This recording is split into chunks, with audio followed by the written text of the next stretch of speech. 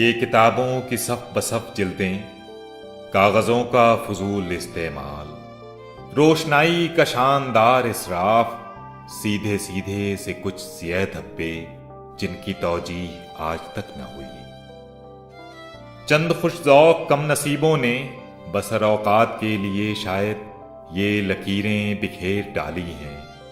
कितनी ही बेकसूर नस्लों ने इनको पढ़ने के जुर्म में ताउम्र लेके कशकौल इल्म व हिकमत व फन कूबकू जां की भीख मांगी है।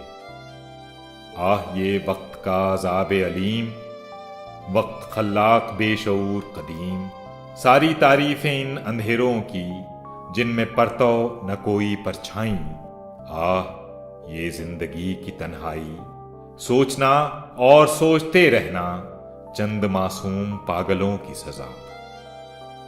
आज मैंने भी सोच रखा है वक्त से इंतकाम लेने को, यूं ही ताशाम सादे कागज पर टेढ़े टेढ़े खतूत खींचे जाएं।